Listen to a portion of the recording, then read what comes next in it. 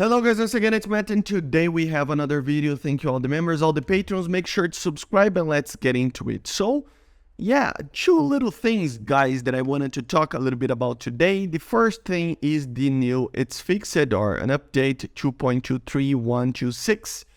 Some minor bug fixes like F-104's, the flare containers basically obstructed the drag chute. The Harrier GR7 and the QL5 finally got their bug fixed, causing the unlock from the target when flying over in the third person. So yeah, that helps a lot.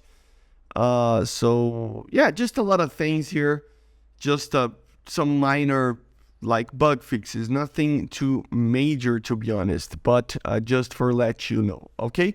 The second thing is this data mine made by Oshida. There is a lot of text change in some of the missions and some of the skins and other stuff like that. There are some changes for text in the World War mode that it is coming fairly soon as well. But the major thing is one thing that it was not added yet for the game. Actually, it's not live yet. So here we have the 1.26, which is the bug fix that I was telling you guys about. As you see, everything like the F-104's and stuff are here.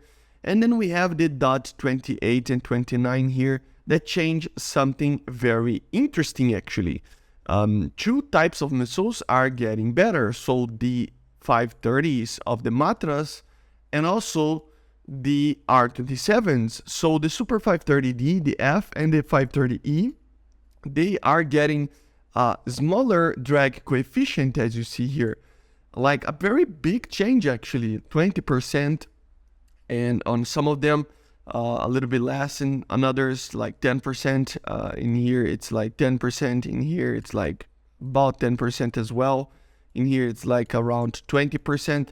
So all of these missiles, the R-27R and the T, and this 530E, Super 530F, and the Super 530D, they're all getting less drag. So yeah, pretty cool, right?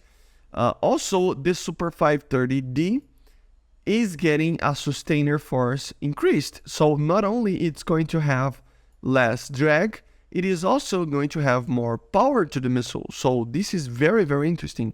The range tables, as you see here, they are increased by a lot in certain situations, as you see here. See, like by a big lot.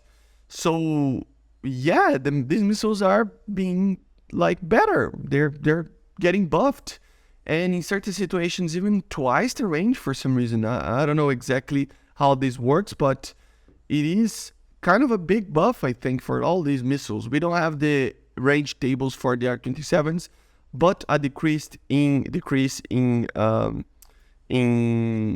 drag will help these missiles a lot as well. Remember, the AIM-7F and the R-27R, they're basically counters to each other, even the AIM-7M, right?